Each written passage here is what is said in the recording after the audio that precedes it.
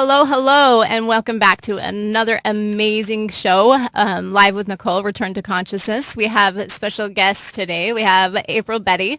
She is the founder of the Hand Healing Hearts and also a compassionate worker known world-renowned for her work. And Della Hill, and I know that I'm going to get your radio show wrong. The Extraordinary Talk Show, and it's right here on Radio St. George 100.3 every Monday afternoon at 4:30. It's perfect to listen to on your drive home. Yes. You can also find it on YouTube and Facebook. And we're so excited to share a unity message. Consciousness to me is love and unity. When you observe the actions and reactions of yourself, and then you love yourself enough to share that that balance. We're going to talk today about our trip to Haiti. We did spend a week there. April and I did. It was so amazing, and we'll go into details with that. We also will have pictures are posted on both of our websites. It's handhealinghearts.com and energyhealingbydesign.com. And you can reach and follow us on both of those sites. Also on Facebook Live, we'll be here every week at 4 o'clock on Wednesdays, and Live with Nicole on Facebook. And Beti also has her Facebook. So we let's just move right into service work and how it brings community together. And for me, it kind of starts with us individually. And then we're going to kind of go into what we've learned and what we can do to show up in our own community. Because us three women are all from here, or we're not from here, sorry. We're all located here, and we all have our own compassionate work, our energy work, our medical work. So we would love to share that as a message to all the workers, and then also open doors for people to share what they do. And because imagine us all coming together and the people that we can assist as a whole. So we'll just dive right into Haiti. So Haiti for me was so many different messages. One came up to me was what people see happening in Haiti. So immediately April and I get, after this beautiful service work, April and I get on the airplane right before we get on the airplane, and we see the dangers of Haiti and all the news stuff, and we're right in the middle of it and literally moving through the roadblocks in this stuff. And for me, I got to, I'm gonna cry, I got to observe what people's perceptions are. You know, it's the most exciting thing you're gonna share when it's not the truth, because being there was very loving, and each city, each person actually was doing the best they can in what they have. And so if you want to see communities come together and families come together, then you'll definitely see it there through the air quote chaos. So what would you like to share with us? Well, it was pretty cool that you got to see most of the country, because everything went as planned, but not as our plans. Literally. That's really the best way, though. In the end, it is. You're right. It really is. Because the best laid plans of mice and men are not always the best plans. There's somebody else who has a much, much better plan, and if we can figure that out and follow it, we do way better. Oh, she's right. We figured that through the unplanned chaotic feeling, and it wasn't necessarily chaos, because we came together and held it very, very. We were like this team that came together with all different ideas of how this should look, and then we were given opportunity to grow over and over and over again from the minute that we set foot in the airport. And I'll let you share that part. So when we made it to the Las Vegas airport, we all were there. We made it on our flight. Everything went well that I recall. That one wasn't delayed, was it? No, was. They had it just a short time because they had the mechanical problem, and the guy was frustrated. See, I totally forgot about that. Yes, it was delayed, and then they had to take someone off the plane. Hello. Yeah. See, it wasn't even that big of a deal. You didn't even remember it later. Exactly. It made us, anyways, when we landed in Florida, we were running to catch our connecting flight because it literally was going to leave. And I've never, ever not made that flight. And voila, we did not make it. We didn't. I was shocked. I was like, how could that happen? So we missed it. So we all went to see what they could do, and there's no flights going out that we could get on until Thursday, which was after which would be, tomorrow. So we had two choices. We could fly into Cap Haitian, which is way north, or we could try to find another airline.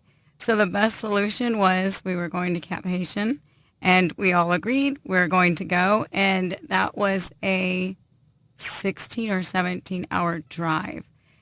But, Wow. But first, we got to visit Cap Haitian in front of the airport all day, and it was a good experience because we all got to make friends with people there, and a soccer game was started out in the street, and we got to... I have a question. Did they have an actual soccer ball, or were they using something else as the ball? We brought it.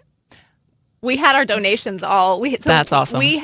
We're literally in Las Vegas airport lugging bags of donations through the airport, and then we put it on the plane, and we get there, and we had all of our stuff out on the street waiting for our ride to come for hours. We were there, and in that opportunity of growth, we didn't know, not very many of us knew each other. Like one knew one knew one. You know, we all had a chance also to bond in this moment and kind of observe and create. It felt like a team to me because we had each other's back the whole entire time. But the boys decided to get a soccer ball out of the bag. And at first I felt, because I hadn't been there before, and I hear all this stuff, I was like, oh my gosh, we're surrounded by these people, and they're coming in asking us, and I didn't know that they yell a lot. Like when they talk, they yell a lot. And so they're like, there's all these guys yelling, and I'm like sitting in the corner, and April looks at me, and she's like, that's how they talk. It's okay. I used to think they were fighting, and I was like, everywhere we go, why are they fighting? And then they're like, no, this is how we communicate. Yeah. And I was like, okay. So it's normal to me, and I seen you look like, are they going to fight? I thought they were. I was like, fighting. Now they're talking. It's a whole new, and I'm used to quiet. I worked with so much energy. I'm used to quiet. So it was like a really shocker right in the beginning. But April being there before, knowing that, and your intuition to like even, so she's found a way to get to the island or get to where we needed to go. We knew we were going to wait for a while, and she's so good and patient. She's like, it's just going to be a couple hours. And then it was like 8, but she has people I didn't know that. Yeah, but it just ended up because it was maybe 5 hours away, but they're going through mountains to come and get us. They're going through potholes. And so it takes a little bit longer. And they had to turn around because they couldn't get through one road. Yeah. So then they had to go another road because the bridge wasn't working or something. Yeah, it took a long time, longer than I expected. And then I got to the point that I was like, I just threw my hands up, and I was like, a girl told me she saw me do this. I was just like, I give it to you. Because I was like, okay, because I keep telling everyone, oh, they're going to be here, they're going to be here. And meanwhile, I can't communicate with them because they're not receiving my messages, and I'm trying to get other people to contact them. And then I remember I was just like, okay, I've put them off for so long. What are we going to do? But it all worked out because I did meet a guy in the airport who offered us to stay at his house. And he was so kind, like where was I? Florida. That's awesome. I had a feeling like, go ask this guy, how far is Cap Haitian from Chocmel? And he said, about he may have said like 6 to 7 hour drive. And then I was telling him my situation. He's like, I have a house, and you guys could come and stay there, and I'll go stay with my niece. And I was like, really? So I went, I talked to my people in Haiti, came back, and I was like, we'll take you up on that offer. And so when I threw my hands in the air, like, all right, I don't got this, and, you take over. And then I realized it all fell into place from that moment on. And other people let me know, like, when you did that, everything just went how it was planned, because then we got a message, because then I was like, let's just go to this guy's house. But you saw where he lived. We would have never found it, ever. There's no MapQuest. There's no addresses. He wrote it down, and it says, go to this corner that has this shop that lives by this person, and go down that dirt road, and then you turn right, and it's the gate that has. We were so confused, but watching you and your intuition, watching you and how you balanced everything was amazing. So thank you for that. And watching you, that was one of the first things I shared with my mom, is that you listened to your intuition at Florida to go sit by that guy. I mean, she just goes and sits and talks to him, and without staying at this house, even though most of us slept on the tile floors with no blankets or anything. It was relieving to be in a covered area, because those people do sleep in the streets. They do sleep. They'll have like a little shack, or there's probably a better word, but that's their home. Literally, they have all their stuff that they can sell, and then some of them will sleep right there. They get up and they do their thing, and so it was a blessing for you to just follow that. That's follow your intuition, That's really cool how that worked out. Oh, sorry. Go ahead. No, I'm glad I did, because the minute we landed in Vegas, like at 11 last night or 12, whenever we landed, I got a text from 2 other girls who took an alternative route, who missed their flight too. And she texted me and said, "How was your trip? I just wanted to let you know we never made it." And I kept playing that tape all over, like, I should have followed those girls, because they went on an Uber to the Miami airport and were taking a straight flight to Port-au-Prince. And so I knew they checked in, and I knew they couldn't take one of their bags, and that's all I heard from them, but they didn't make it. So when I landed, it was just such a blessing to hear, like, I'm glad I didn't take that route. But it all worked out well.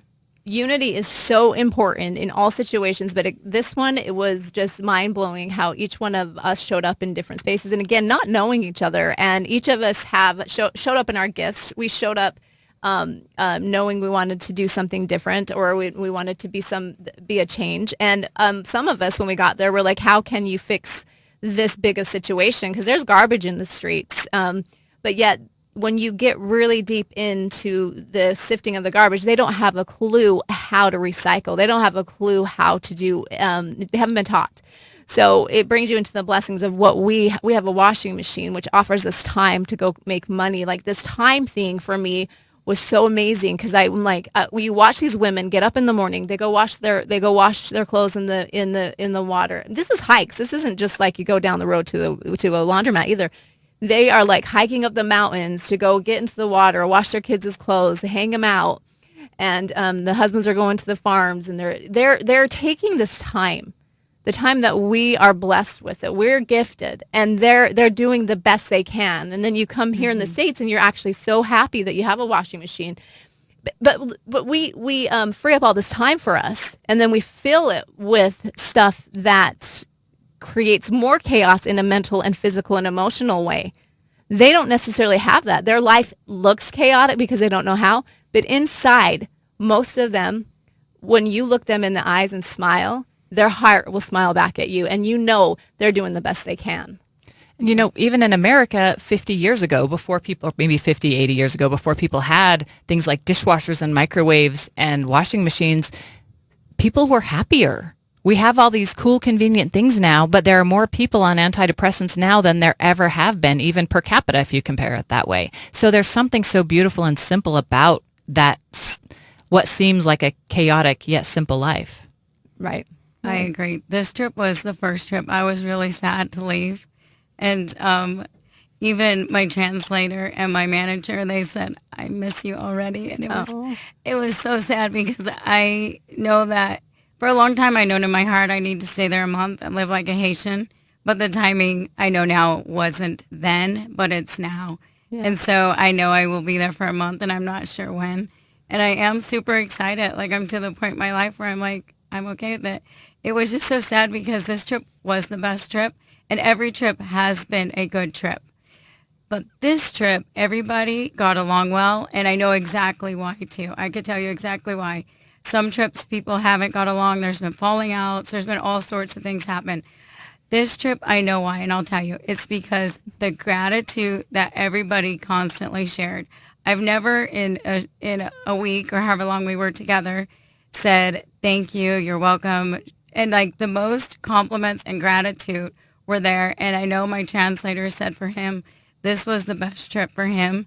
And I know that's why too. It was just the right people in the right place together. And it's important that we remember we all have these gifts, and not to be intimidated by someone else's. And when we're in that moment, we could choose. Are we going to show up? Or are we going to sit back because we're insecure that we're not enough? Because you could do more amazing things than me. And that's a ridiculous belief that we all need to drop and let go of. Thank you. You're welcome. I love that you were all so much in tune when you're telling me how well everybody got along together, and then hearing the story about listening to your intuition. That tells me that everybody in your group was tuned in to their intuition, what my son likes to call the spirit radio, that voice inside of you that is talking. And the thing is, if you are in a calm place, you can hear it. But if you become agitated or frustrated or whatever, then you pinch off that voice, right? So one thing that you mentioned that is like the superpower to staying tuned in is gratitude. So when all of you are there together and so grateful for the work that you're all doing together, you can't help but be connected to your own intuition. And what better place to be and do that than where you were and what you were doing. Yeah. And when we talk about the unity and working with each other's gifts, and we talked about this earlier, honoring and respecting others' gifts, and that your heart is your gift. Your heart is your connection. And so when you're showing up, your gifts look different than mine look different than yours, but they're all equally important. And I think when you value and when you show value and you show gratitude of how the other one's showing up, then it enhances your individual gifts. So like we had our own experiences in our own gifts, but yet the collective was so impactful. It was so impactful. Her for the manager and the translator, and even the bus driver, the driver. Driver. Right? Yeah. That's his job. He drives people around, and he drives fast. he got us into the airport. Like, I mean, that guy was amazing. He is a superhero driver. But their smile and their gratitude, and for them to rise above the consciousness level was just so impressive to me, because they're living in the dirty streets. And I'm not saying it as judgment. This is how they live. You sometimes have knee-high piles of garbage with big pigs eating it. And there's goats all over, and there's kids running around naked, dirty. That's their way of being. That's their way of life. And these gentlemen that took us actually lived right in there. One of them lived in the what'd you call it? One of the dangerous spaces, Port-au-Prince. So-called air quote. He lives in Port-au-Prince in general is dangerous, so you could say that. His area is okay, but dangerous, I guess you could say. So he showed up nicely dressed, ready to translate and share the message. And I didn't even realize until later, we're going through Port-au-Prince and we're watching it wasn't scary to me, but watching the things like the roads on fire, things like that. We knew we'd get out, we'd get around it, and because we knew, like, just on the other side of the fence, there's really kind people that are helping us, right? But then when we got in the city that's dangerous, I realized he's from there, and he still rose above that collective, found a way to share with his community, and him and the manager brought April to one community at a time, right? One person at a time, but it's turned into a community now, correct? Correct. And going back, so 3 days before we left, there was a presidential, what do you call it? I can't think of the word, but there protest. was protest. Thank you. There was a protest. And so going back to the airport, we did come across some roadblocks, and they were very well with, our situation, because it was neat to watch. Even the police there, they would work together to try and help you find a road that's not blocked to go around. Mm-hmm. And in Jacmel the day before we left, there were roadblocks, and I was shocked because I've seen them, but there was actually a fire one, so we couldn't go to the beach I liked, but we still were blessed to go to the beach, and it was beautiful. Yes. It was just a little different. Yes. Yeah. And how does that show up in our lives when there's these couple of one group or two groups, doesn't really matter, or even it may be one or two people that create a huge roadblock, but yet this whole community was showing us how to get around it. Mm-hmm. But we judge, through our learned belief system, we judge what these couple people did. Yes. And I asked him too when we came to the roadblock, the first one in Jacmel, I was like, should we duck down? Thinking like, oh, we'll just get by quicker or something. And he's like, no, we're in more danger than you. Don't duck down. So actually they respect because they know that we're there to help them. And so they're not trying to hurt us. And these guys jump out of the van. These guys that were with three gentlemen would jump out of the van, talk the other people letting us through. But this, what I want to emphasize on this is not the danger of it. Mm-hmm. It was that we showed up, we went with our intuition and the way that we were showing up. We weren't attracting that. We were there to help, and they could feel that. I feel if we would have been in fear and hiding, we would have brought more of that too. True. Absolutely. That's how that works. So in our own community, what the ripple effect of looking at somebody else's gifts and really combining what we all have instead of separating what we all have, because they're so different and they're so important. I agree. I think a lot of people don't realize that they have it all inside of them. And I could give a good example of the trip if you would like. Okay. Okay, so when we went, we were going to play a soccer game with a bunch of the kids. And then we were just, all the guys were out going to play soccer. And then the girls were kind of on the side. And I was like, I look down the way and I could see Nicole sitting over there with some kids. And I know what Nicole's gifts are, some of them. And then I was just like thinking to myself in that split second, I could try to compare myself, which would be a horrible thing to do. I don't advise it, and be like, oh, she could do this and I can't do that. So I'm just going to sit here. But no, you have that choice in every moment to be your contribution. And so I just did me because that's what I know how to do. And I played with the kids and they did my hair and taught them duck, duck, goose. And, we just had a good time. And by me doing that and showing up for myself, then your gifts amplify my gifts. And then that it's like throwing that rock in the water and it just like ripples out, because then you see everyone like, oh, you kind of let people know it's okay to be you. It's okay that my gifts aren't the same as yours. And I don't need to bash you and you don't need to bash me, because I find that it does, and I find it so great, and because I did the same thing. I was thinking, no one understands me, and so I'm just gonna sit back. I'm like, because this is April's thing, and we were trying to share about gratitude, and my gratitude the only explanation I have is from my crossing over, and my gratitude is being alive and be able to share my gifts. They don't understand that at all. So I'm like, she calls me up to say gratitude. I'm like, this is your thing. I can't do that. That's what you do. And it almost like scared me. and then were you just saying things that you were grateful for? Yeah. Yeah. Well, didn't you have something like that day happen that you were grateful for? You don't have to go all the way back to but they already, to your crossing over and everything. They already said that. So I was like, what can I say? Well, At the family program? Yeah. Is that what you're talking about? Yeah. So I'm like, I don't really know what to say. So I was going to sit back, but I knew that would be taken wrong. I just knew by observing that wouldn't be a team player. So I'm like, I did the best I could.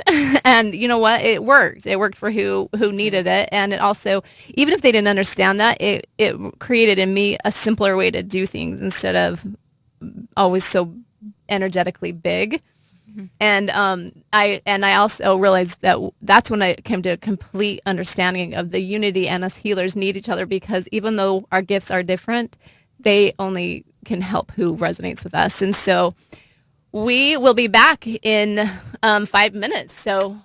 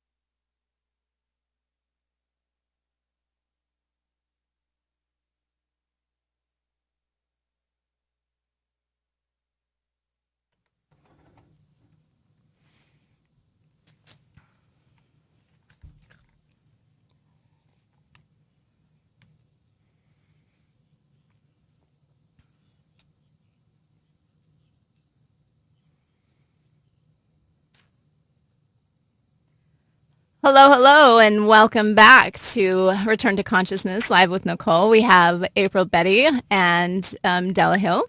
We're sharing about our Haiti trip, April and I's Haiti trip. We really wanted to bring that as a community and as kind of a way of life of how other people are living. But the message to our community and the impact is how can we work together to individually, because individually we have to declutter ourselves. We have to move into self-love. And then that consciousness, the community, collective consciousness then supports and loves each other. And we found going into this really intense third world country and sharing the ripple effect of love and unity in very different perspectives of the team, but yet came together. We learned that there's this gratitude, a gratitude of maybe you might think that somebody knows that they already know that you're grateful. So, or you don't share it enough because you assume that somebody feels it.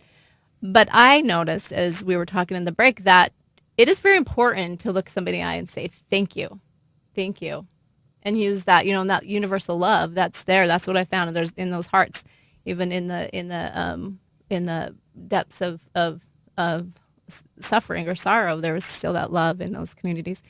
So how can we as way showers and experiencers and light workers and I look at a life seeders or like energy seeders, whatever it is. How can we show up to be a ripple effect of what's a better word than competition? I don't like that word, but To work in collaboration. there you go. Yeah. Well, we were talking about this before the show started when we were here in the studio just getting ready. And what we were discussing is there does seem, and it seems counterintuitive, but it does feel like the healers and light workers and people like that, sometimes, maybe too often, there's a sense of defensiveness and competition about us and where we're going. And I've been thinking about that. And you said something really great about insecurity, because whenever we're insecure about something, we tend to get defensive about it, right? And especially if we're talking about like energy healers and light workers and things like that, I think part of the problem or part of the issue is that most of us are self-taught or spirit radio taught. We might have teachers. Dolores Cannon was my teacher, and you've been my teacher. So we have teachers, but essentially there's not like a school. There's not a college degree for this. There's one, I believe, in Arizona. But for the rest of us, we're just trying to figure it out as we go. And we have to kind of figure it out from our own intuition and the pieces that we pick up from here and here and here. And unlike you, most of us don't have a clear recollection of when we were with Source last. So it's harder for us to draw on that information. And so we're putting things together the best that we can. And then when we get it together, we think maybe it's doing pretty good, but we're kind of not really sure because we haven't really had anything to measure it against. So then when we meet other healers, instead of saying, hey, can I show you what I do and you show me what you do and we'll see if they're together, we kind of go, oh, what if I'm doing it wrong? What if what I think was my intuition teaching me was really just my imagination? Because that thought right there is something that healers have all the time, or anybody that is listening to their intuition has to question that sometimes. And so we get kind of that defensiveness. And in fact, that happened to me one of the very first times that I met you, Nicole, because we did one of your energy evenings and it was really neat. And I was sitting with a really beautiful, lovely gal, and I was kind of new learning some energy tricks, and I had used a few of them with some different people and had some success. So I took the opportunity to do it with her, and she had more issues going on than some of the other people I had worked with previous to that. And I also didn't really have a lot of confidence in it. Like I knew it worked. I'd seen it work, but here I was with this internationally renowned energy healer who has recollection of speaking to God, and I'm trying to like do this really cool thing that I learned on YouTube. And then it kind of started to not go the way I wanted it to go. And I was a little bit horrified. I'm like, oh no, Nicole's going to think that I'm messing things up and I'm playing with something I shouldn't be playing with. And it wasn't like that at all. Instead, you like came over and were like, okay, guys, we got this. And together we worked on her, and your mom came and stepped in too. And we were able to continue what I had started until we were done. And I'm so grateful that you were there. So inside I'm going, oh my God, I was terrified. I'm like, Michelle, Nicole's going to think I'm a terrible person. But it wasn't like that at all, because you stepped in and helped me. And even that night, you taught me something that I use almost every day, like a tip, a trick that you taught me that I use now almost every day with people all the time. And so I'm so grateful for that, even though it put me in that place of vulnerability where I had to be like, help. Yeah. And you were able to step in. And I love that. My perception was, oh, this is an opportunity to grow, and the lady that was there was not there on purpose, because she grew in a different way as you grew in a different way. And I know those meetings always have that meaning, like somebody's learning something, and that part I can share because I see the energy, and I see how it works, and I see what gets to happen to create wholeness. What I can't do is I energetically, I'm so sensitive that I had to step away a lot of times in Haiti, and April took the work, and because it's hers, that's her thing. But yet I supported her like you're supporting me, and there's this different perception. Is yours is different than mine? It's not as good because it's in this lower level country, and mine's up here in this higher level light, right? That's the most mistruth ever. That is, we're all balancing out each other in our gifts, and see how that works. Mm-hmm. And I love that when I stepped in, that was my excitement, is, oh my gosh, she gets to learn, this lady, how energy works in the body, because she had to. Mm-hmm. She had to, and you got to learn some of the tools that you were using to be able to assist that. And also your energy. You got to discover your energy. And that's what my work is about, is you discovering you. Mm-hmm. Like she said, you do you, I do me. But if someone doesn't know them, they don't know who they are, they don't have that self-love, we get the opportunity to show up and show them. Some people, like you say, are intimidated by me and walk away. Therefore, you step in in different ways. But it's all equally of what we're here for, because in a world of 7 billion people with all of the different levels of understanding and perceptions, it's going to take a whole bunch of us that are consciously aware to work together. And I think any good relationship works a little bit like a teeter-totter, right? Where you're up one day, but they're down, so you balance it out. And it goes back and forth. It's never supposed to be leaning one way all the time. Everybody can, like you're saying, really use our gifts to complement, not say nice things, but to go well together, like strawberries and whipped cream, right? They're both great on their own, but put them together and it's even better. And when we work together like that, it's so complementary to each other, and it gets us even better. Mm-hmm. Yeah, I think so. I think too, sometimes people might not recognize their gifts, and they're searching and studying.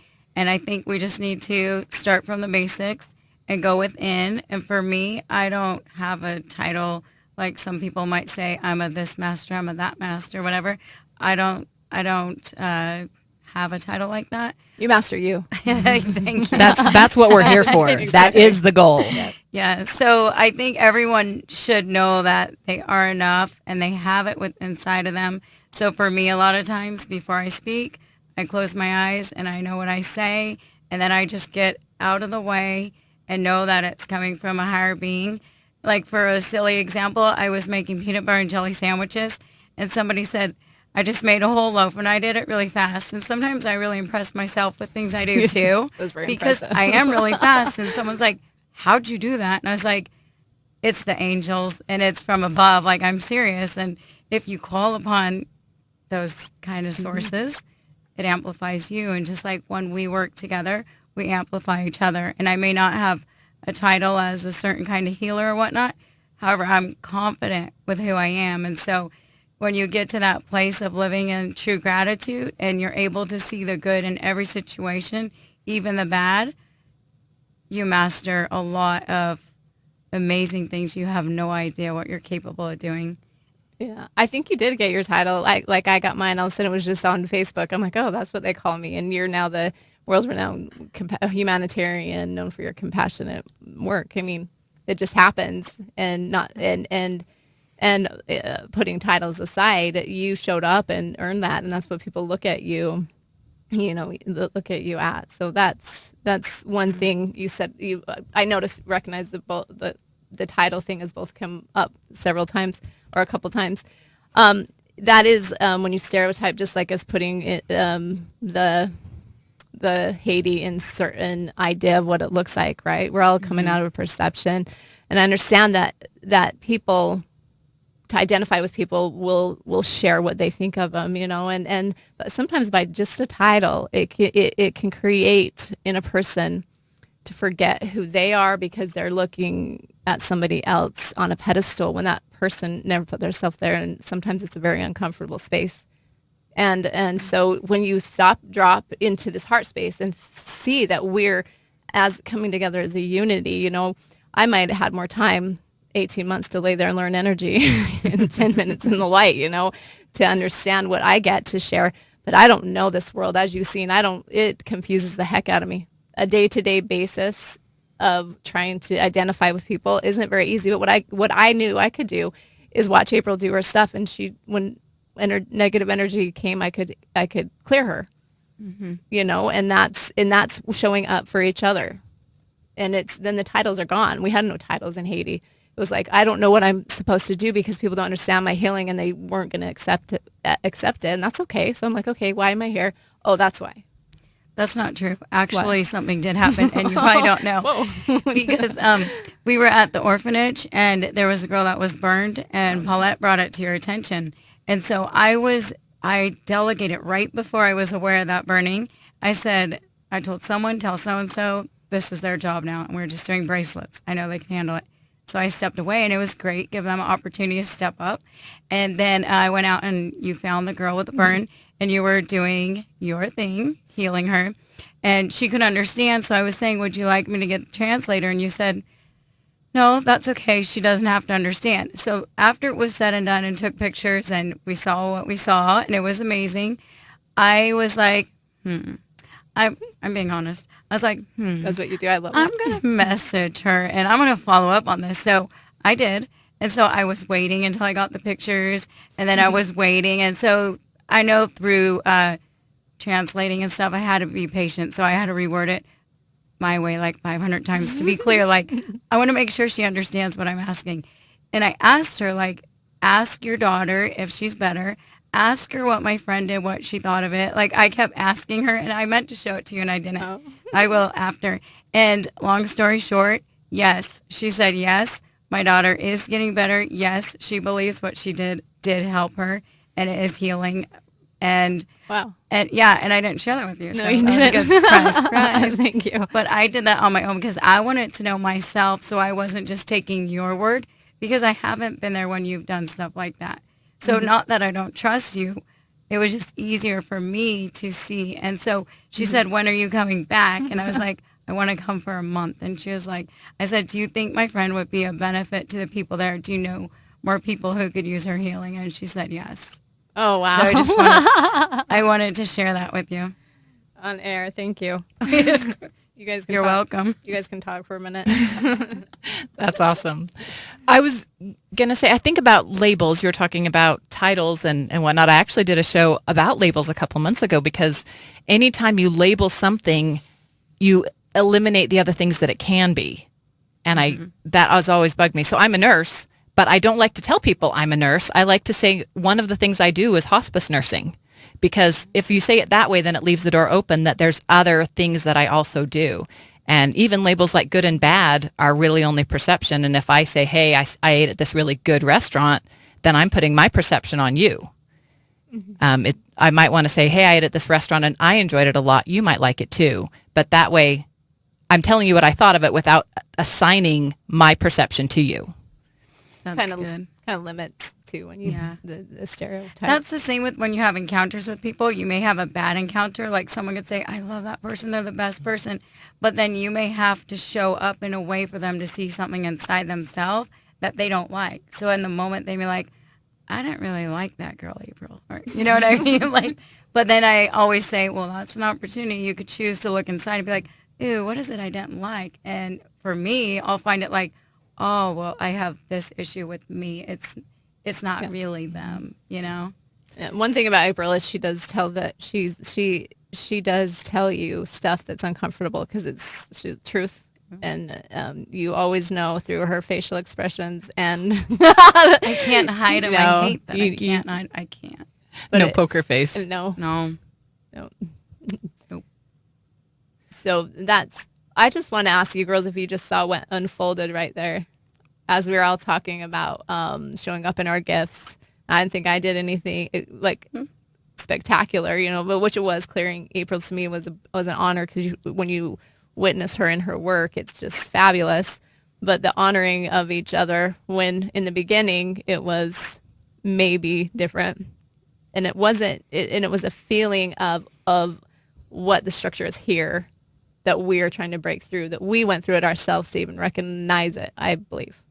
And then by us talking out loud about it and honoring each other's gifts, see what happened. So tell me, were you guys pals a week ago? Like right here, I ran into these two in the parking lot, and I could tell they were already like connected, bonded, right? So I want to know, did you guys start this trip a week ago with this friendship and this connection that you have now? We had a trust. We didn't understand what the connection, I think, was, but we had a trust. Like, I already knew that I could trust her with anything. We had conversations. We moved, and I think that we've known each other for, have you been coming to the gatherings for a year? Or?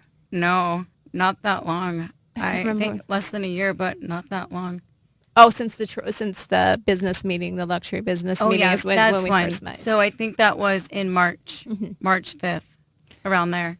So you guys have kind of been planning this trip and stuff, but actually going on the trip was the first, tell me if I'm understanding this right, going on the trip was the first time that you guys actually like spent more than a few minutes interacting directly with each other. I think we're laughing because we feel like we've known each other forever. And that's what I'm questioning. So we're like, that's why I'm asking, because what I saw the first minute I saw you guys was like sisters. So as we're talking, and I'm understanding that you didn't really know each other very well until a week ago, and we're talking about unity, and we're talking about coming together, and I kind of wonder, did you guys, when you first came together, did you guys have a sense of insecurity in coming to each other and asking for help, or did you feel like that automatic connection that you knew this was someone that you could join with?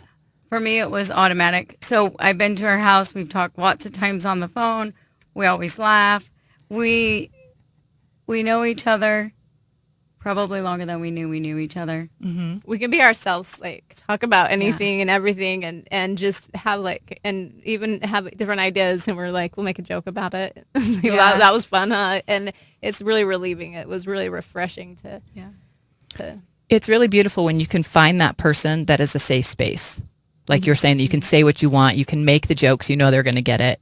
And and one thing that I love about the energy community, if you want to call it that, is I've found that more, even though I've also encountered the times when there's kind of maybe a sense of defensiveness or competition, I've seen this so much more. And also one thing I know too is that your higher self is connecting with your higher self. So April and Nicole's higher selves are like having a giggling fit because they think that each other are hilarious and awesome, and they just have to give each of you the message so that you can do that. But I had an experience this weekend where I met someone, and my higher self immediately recognized her higher self, and it created a really, really beautiful thing out of what could have been very painful instead. Do you think if you were in a space of judgment and not gratitude, that you'd have that same experience? Absolutely not. If you walk in the room with that defensiveness, your inner being can't connect. Mm-hmm. Well, they might, but you're not going to get it. You're not going to realize it. Your inner being's going to be going, hey, I know them. Mm-hmm. And all you're doing is going, but what if they don't know me? What if they don't like me? What if, Mm-hmm. Right? And if you got to get over that. And part of the way you get over that is by learning to love yourself. And part of the way you learn to love yourself is by learning to love others. And part of the way you learn to love others is by service, which is exactly what you guys are doing. So you guys were in the perfect opportunity to build that deep, deep connection where your inner beings, your higher selves, are connecting as much as your physical beings are. That's true. And actually, before the show, you taught me something really simple that maybe you could explain to everyone watching. You did this thing over my head. Oh. You were telling me that story, and I could just feel it.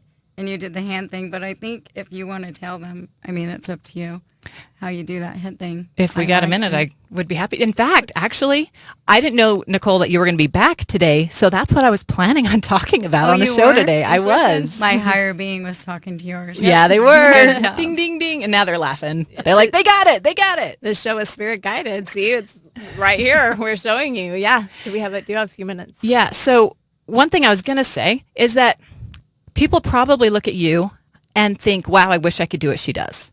And then if they can't, then they might have some insecurities because they're like, well, I'm never going to be as good as Nicole. But that's not true. They're not supposed to be as good as Nicole. They're supposed to be as good as themselves, right? But we all, every single one of us has that spirit radio. And the thing is, it's not a one-way connection. It's a two-way connection. We can go back that line, go back up that line and get the information to learn how to do the things that you do, but most likely we'll learn it in our own manner, right? I think too, just one real quick, so you can do that, is the choice. I choose to show up in my gifts and be my gifts every second of the day. So it's my choice, and others do have that choice as well. And the first choice is to realize that you have your own individual gift, and each of us are guides to that gift. And then when you're at your awesomeness, we're at our awesomeness, and it's a collective greatness. So thank you. So that's the goal that we all need to work on. I love that. Yeah. Right. I wouldn't want to make bread with flour only, right? I need salt and sugar and yeast and water. And without all of those ingredients, all I have is a bellyache. Exactly. Exactly. Okay, so this is actually the trick that I learned from Nicole probably about a year ago.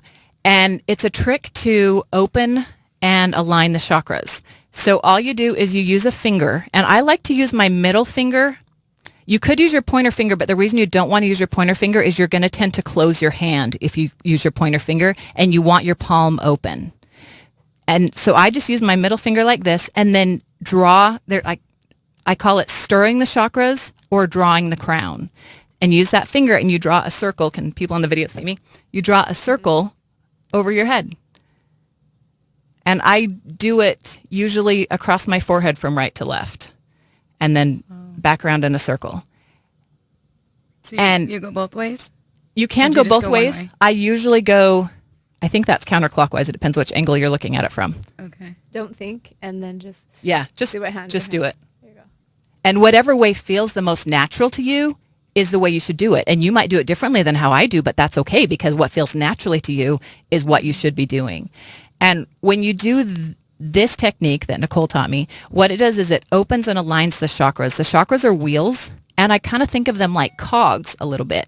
And you have 7 of them, and the top one is at the top of your head, your crown chakra. And if you can stir that, it helps open up the energy, and it helps that cog get going and flowing. And when that cog is going and flowing, then the next one below it, your third eye chakra, will also get going and flowing. And when that one gets going, the whole pattern goes down, and then it only takes a minute or two to align and open your chakras. And I've done this on times. I've done it on myself just when I was feeling agitated and frustrated.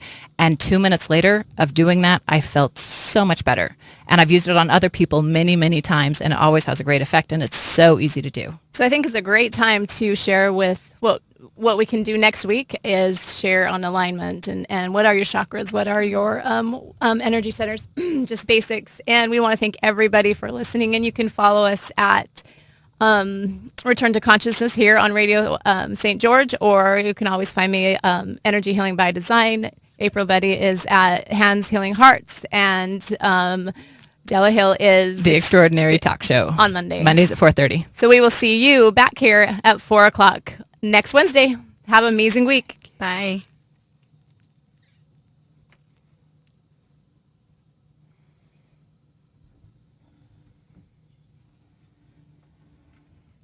Are the mics off?